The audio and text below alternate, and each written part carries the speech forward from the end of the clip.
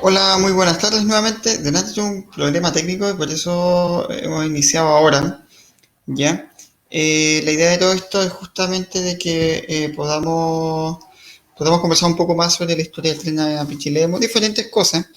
Y el día de hoy esta cápsula, que va a ser la número 2, va a estar asociada al túnel del árbol, pero nosotros no vamos a conversar del túnel del árbol de manera como particular de la historia, porque eso lo vamos a hacer después, ya no lo vamos a hablar en su momento. Por lo tanto, desde esa perspectiva, quiero dejar patente eso, que el día de hoy vamos a hablar con la historia anexa o diferentes aspectos secundarios referentes al túnel del agua. ¿Ya? Yo les voy a compartir fotografías para que ustedes puedan ver. Ya, denme un segundo, lo vamos a hacer al tiro. Entonces, déjenme un poco cargar esto y lo vamos a hacer.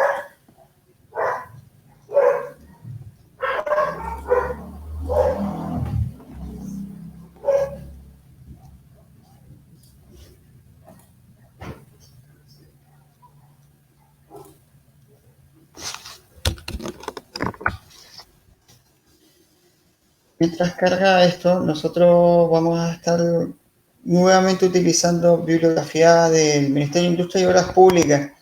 ¿Ya? Esto está enmarcado dentro del Museo de Ramón San Fernando de Pichilemu con la finalidad de que ustedes también puedan acceder a ese sitio web. Ya de a poco les vamos agregando más cosas.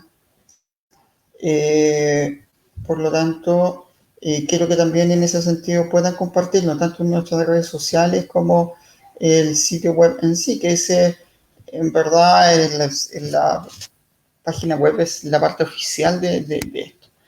¿Ya? Eh, el día de hoy, como les decía, vamos a conversar un poco sobre el túnel del árbol y antes de eso vamos a describir algunas de las fotografías. Por ejemplo, en la primera foto, donde está señalando el mouse, fíjense que esa es una fotografía del año 1904, ¿ya? La colección es del Monumento Histórico, del Museo Histórico Nacional, ¿ya? Lo particular es que esta fotografía dice en una de las partes donde salen los años de construcción, sale 1900 y 1905. Nosotros en la actualidad podemos ver que en esa parte no dice 1905, sino que dice 1906. Por lo tanto, ahí también indica que hubo un cambio en la numeración, ¿ya? Y ese es un dato que cuando nosotros en el 2012 tuvimos acceso a esta fotografía, nos dimos cuenta efectivamente de ese cambio. ¿Ya? La siguiente fotografía ya nosotros vemos, a diferencia de la anterior, que era cuando estaban los ingenieros con los capataces y los trabajadores, acá nosotros ya nos encontramos con el túnel, el árbol construido, y esta fotografía fue sacada del libro Historia y Organización de los Ferrocarriles de Mateo Ibazayo, del año 1943. ¿Ya? Por lo tanto, ustedes también acá están teniendo fotografías que en verdad son históricas. ¿Ya? Posteriormente, en la fotografía de don José de Regada, ya vemos el túnel del árbol completamente con matorrales, aproximadamente este es como el año 99, ¿ya? Por lo cual indica que ya no hay un tránsito hacia Pichilemu o desde Pichilemu. La fotografía más abajo son dos, nos vamos a encontrar con la que son fotografías que nos facilitó don Cupertino Donoso del año 1994. Eh, Nosotros acá vemos el túnel El Árbol en una de sus bocas de entrada y salida, ¿ya? Con línea todavía, ¿ya? Y estos son uno de los pocos registros que existen del túnel con línea, ¿ya? La fotografía, las últimas dos fotografías ya son del año 2006 y acá nos encontramos con el túnel El Árbol, Monumento Nacional ya en este entonces, sin línea, ya como lo pueden observar en la última fotografía donde están los durmientes apoyados en las paredes del túnel. Por lo tanto, acá podemos ver un poco una especie de línea del tiempo fotográfica de la construcción hasta su estado actual, porque más o menos en la actualidad se mantiene así. ¿Ya? obviamente que debido al 2017, a los incendios en enero, nos encontramos con que estas fotografías están sin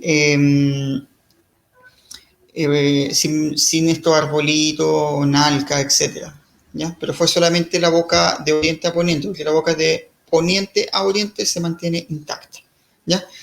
No le pasó nada, afortunadamente, a la obra, pero sí, obviamente, todo lo que era arbustos, plantas, etcétera, fueron las que se quedaron, las que justamente se quedaron, se quedó limpio, se puede decir todo eso, ¿ya?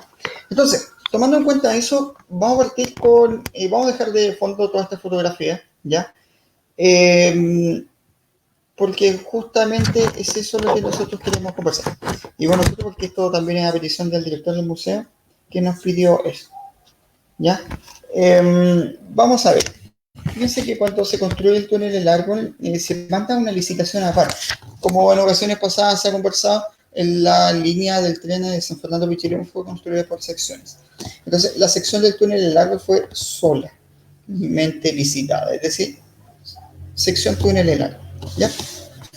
Dentro de ello nos podemos encontrar, por ejemplo, con algunos postulantes, como, a ver, el señor Coy Sotomayor, ¿ya? Que tiene que ser José Luis Co, Ignacio Vivanco, Manuel Prieto, Luis Ortúzar, Hermenegildo Santamaría, Arturo Undurraga, el señor Estrello and Company, Guillermo Subercasó, Julio Linat y Juan de la Fuente. Ojo con esos dos personajes porque justamente es de ellos quienes vamos a conversar en la actualidad. Sucede que, y esta es la historia anexa del túnel del árbol, una de tantas, nosotros vamos a mostrar un poco cómo el túnel del árbol estuvo desde un principio como, a ver, ¿cómo lo podemos decir? Como un poco más sobredimensionado lo que se quería plantear. Justamente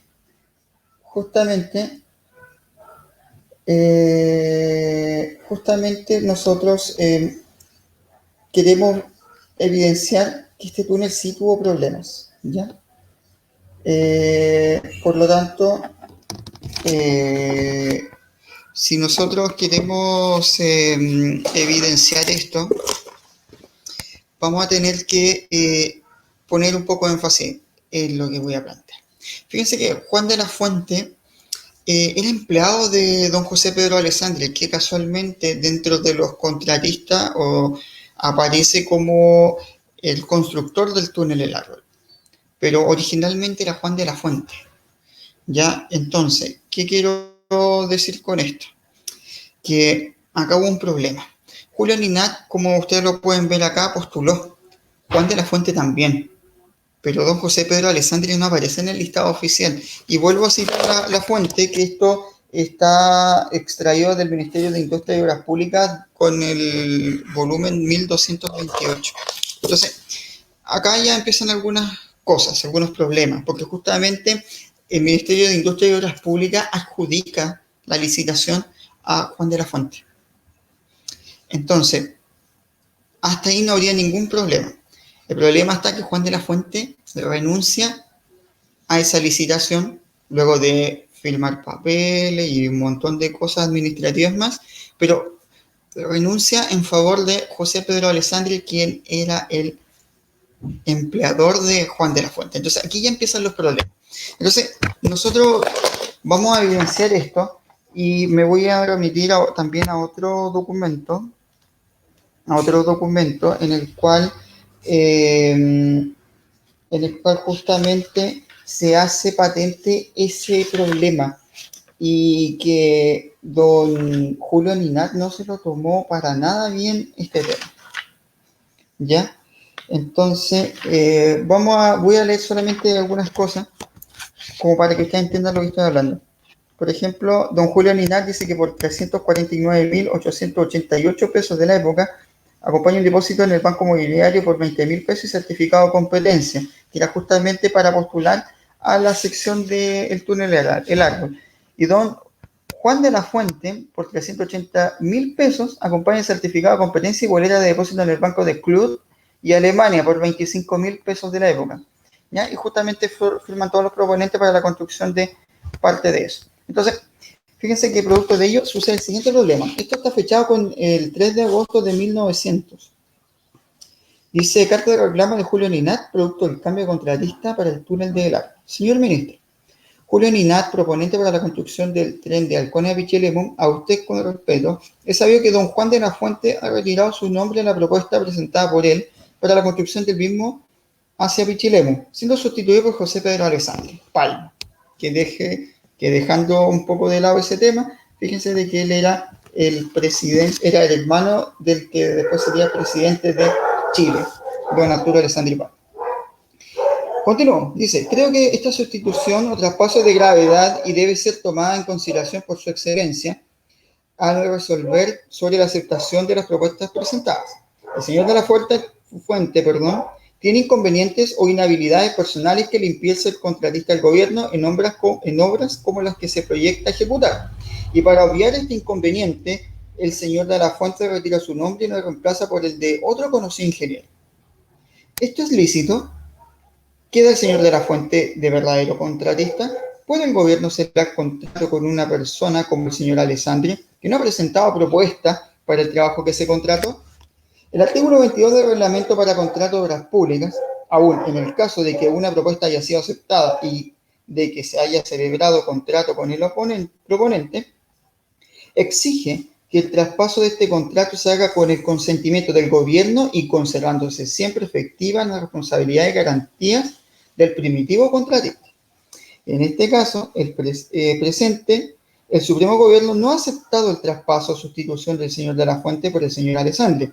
Y lo que es más grave aún, no podría el gobierno aceptarle porque ello importaría salvar las deficiencias de un proponente y en detrimento de los demás proponentes que están en competencia con él y que han llenado todas las condiciones legales. Si se ha dejado a un lado la propuesta del ingeniero don Guillermo Subercaso, persona reconocidamente inteligente, seria y solvente, porque ni ha acompañado un certificado de competencia, ¿podría este caballero sustituir su nombre post facto por el de otro caballero que tuviera la condición de que él carece? Su excelencia no lo había admitido por razones tan evidentes como trascendentales. ¿Por qué entonces el señor de la Fuente, que se encuentra en un casi aún más calificado que el del señor Subercaso, conserva por tan inusitado procedimiento su situación de proponente? No veo el motivo. Me limito a enunciar la cuestión y a insinuar su importancia, porque la ilustrada penetración de su excelencia ha de comprender la seriedad del caso, la nulidad que podría producirse en un contrato celebrado en tan insólita forma y los peligros del precedente que puede sentarse en el porvenir. Pido a usted que tenga bien a excusar esta exposición y en que se sirva tenerla en cuenta a resolver acerca de la admisión de las propuestas que penden del fallo. Atentamente, Julio Ninat, al señor ministro de Industria y Obras Públicas. O sea, lo que nos estaba planteando Julio Ninat era que justamente no podía concederse en primera instancia a Juan de la Fuente que se haya adjudicado esto, y segundo, que menos todavía podían traspasar todo esto a su empleador. ¿Por qué digo empleador? Porque justamente vamos a ver cómo cómo Juan de la Fuente va a contestar esta pregunta, y no va a ser en unos muy buenos términos. Si se fijan, esto no aparece en la historia del túnel del árbol, pero sí ustedes se están dando cuenta cómo las fuentes primarias, en este caso el Ministerio de Obras Públicas, nos van a dar una contestación. Continúo, dice que esta respuesta también es de agosto de 1900. Dice, señor ministro, he tomado convencimiento de una solicitud presentada por usted, por el señor Julio Ninat, en orden a manifestar al ministerio que me encontraba inhabilitado para ser contratista fiscal por estar en responsabilidad comprometida en un sumario que se sigue en el juzgado de la Ligua, pero como en dicha exposición se falta en absoluta a la verdad, voy a rectificar. El sumario que se sigue en el juzgado de la Ligua, pero como en absoluto es contra el inspector especial encargado de vigilar los trabajos de revestimiento del túnel de Palos Quemados, señor Bravo. En ese sumario he presentado declaraciones en 2 ocasiones distintas, como simple testigo, pero jamás a nadie se le ha pasado por su mente suponer que me haya cabido ninguna participación en dicho asunto. La carta que acompaño del señor Carlos Herman y certificado que usted puede pedir por telégrafo, si lo estima necesario, llevarían al convencimiento profundo de la exactitud de mis aseveraciones y dejaría bien de manifiesto el procedimiento maquiavélico del hidalgo del señor Aninat. Usted ya tiene en su poder, por esta parte, la declaración que hice el 14 de julio del presente año ante los notarios señores Irarrázaga Wilson y Ortiz Vera, de que las propuestas las haría en mi carácter de empleado y mandatario especial del señor José Pedro Alessandri, en cuya oficina trabajo desde varios años atrás y con cuya confianza siempre he contado. Pertenezco, señor ministro, a una familia honorable, pero he recibido un nombre limpio y lo conservo intacto, pues en toda circunstancia de mi vida he cumplido y seguiré cumpliendo con mi deber. Había aceptado con gustoso el ofrecimiento que me hacía el señor Alessandri atender los trabajos de la construcción del tren de Halcones a Pichilemu, pero si su señoría cree que debe aceptarse una solicitud que he calificado ya, no con la dureza que merece por estar de por medio la alta personalidad de usted, no tengo inconveniente alguno en retirar mi nombre, ya que con ello evitaré perjudicar a quien me ha servido hasta ahora y sea el verdadero proponente, el señor José Pedro Alessandri Palma. Presentaré a usted todas las justificativas de mi conducta en los muchos años que fui empleado público y esto servirá de castigo a mis solapados detractores, quienes seguros de que aseveran hechos falsos, no tienen la valentía de exponerlos en la forma en que lo hace todo caballero, un hombre que se respeta. Termino suplicando a usted, perdone si en esta exposición se me ha escapado algún término duro, pero me servirá de excusa al procedimiento empleado por el señor Julio Aninat, a quien tenía hasta hoy un más alto concepto. Dios guarde a usted, Juan II de la Fuente. Si ustedes se dan cuenta, toda esta complicación se generó producto de un malentendido. Pero a la larga, el verdadero proponente, o por lo menos quien estaba amparando la proposición de la construcción, no tan solo del túnel del Agro, sino de la sección de Halcones a Pichilemu, era don José Pedro Alessandri Palma. La historia oficial nos cuenta que Julio Aninat fue considerado de la sección de Cardonal, de la estación Cardonal, a el túnel del Agro, hasta la boca oriente del túnel del Agro. José Pedro Alessandri va a ser el contratista que va a dejar a cargo a Sotovía y Gandulfo como los constructores. No obstante, Julio Aninat no desestiman obviamente la petición, pero debido a los problemas que tuvo la sección de Halcones a Cardonal con el ingeniero Víctor Romero Silva, a este último le eliminan su contrato, rescinde contrato. Y nuevamente se licita, y es Julio Aninat quien termina de construir la sección de Halcones a Cardonal y de Cardonal a El Árbol. Por lo tanto, el señor Aninat al final terminó de construir Halcones a Cardonal y Cardonal a El Árbol. Es decir, construyó la zona de Halcones a El Árbol, cuyas obras nos podemos encontrar el túnel La Viña, la estación Cardonal, el puente del Chivato, o más bien Pontón el Chivato, que después Aninat lo cambia, el puente San Miguel, que hasta el día de hoy se mantiene, y solamente hasta la línea antes de la entrada del túnel. ¿Qué les parece?